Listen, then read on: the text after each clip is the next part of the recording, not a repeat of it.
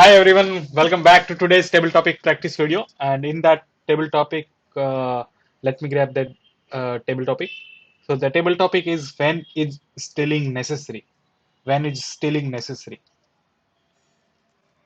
When we talk about something where something ambiguous topic, something the scenarios which we are often compelled to question about ethics and principle.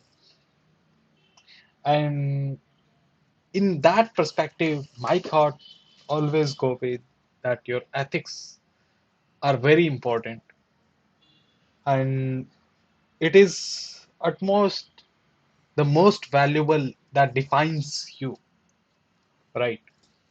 And when we often come across the scenario when we are often need to decide and need to break that principle, think, in my opinion, that scenario should never come. And if that happens, that should be a Black Swan kind of event, right? And so when we talk about, right, when is murder is necessary, when stealing is necessary, and when I talk about these things, I think it is never a necessary part.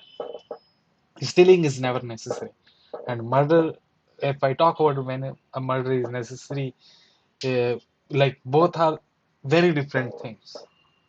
The cost is very different in both these scenarios. When I talk about cost, uh, when you murder someone, when you kill someone, that action is irreversible, right? Once done, it's done.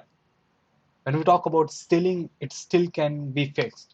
So when stealing is necessary, I believe, I think it's never necessary. But when it comes to the survival or anything, maybe that means it is the last resort that you can think of. Still, I believe that it is not necessary. There is always a way. So you need to find a way and need to figure it out that and need to come out of that zone that your ethics and your principles are very important, even though you are compelled to believe that you can do that. But I believe that you should not compromise on your ethics, on your principle, and that's why you should never steal. Thank you. Over to you.